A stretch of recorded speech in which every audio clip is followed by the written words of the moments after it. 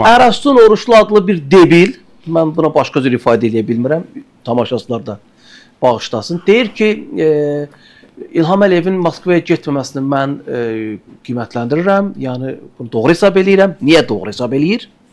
Bu bəyin danışığına baxın ki, doğrudan da o təyyarəyə təhlükə var idi, təyyarəni vura bilərdilər. Mən istəmirəm ki, mənim ölkəmin başçısını başqa bir ölkənin başçısı hansısa formada fiziki cəhətdən məhv eləsin falan, belə absurd fikirlər səsləndirir. Sonra da deyir ki, elə belə başa düşməyin ki, İlham Əliyev dünya liderləri içərisində sayılıb seçilən liderdir. Elə belə bilməyin ki, o müəyyən proseslərə təsir eləyir.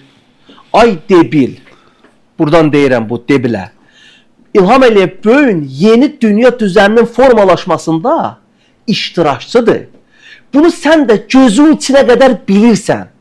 Ay Ərəstun Oruçlu. Bilirsən ki, İlham Əliyev yeni dünya düzəninin formalaşması iştirakçıdır. İlham Əliyevin ayağına Avropa durub gəlir. İlham Əliyevin ayağına Putin gör neçə nəfər göndərdi Moskvada paradda iştirak eləmək üçün. Kiril gəldi mi? Gəldi. Serbiyanın prezidentini göndərdi mi? İndi adın qoydular ki, benzin təyyarəsi yanacaq götürəcək, amma bəllidir, biz bilirik söhbət nədən gedir. Onu göndərdi. İmamali Rəhman oradan, Lukashenko oradan, zəng elədi mi? Etdi.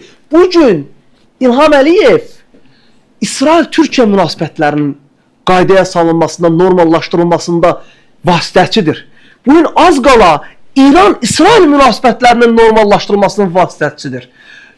Bakı İsrail Baş Naziri ilə Türkiyə Prezidentinin görüşünün təşkil olunacağı yer ola bilər. Ay debil. Sən deyirsən ki, İlham Əliyev dünya proseslərinə, siyasi proseslərə təsir imkanları yox.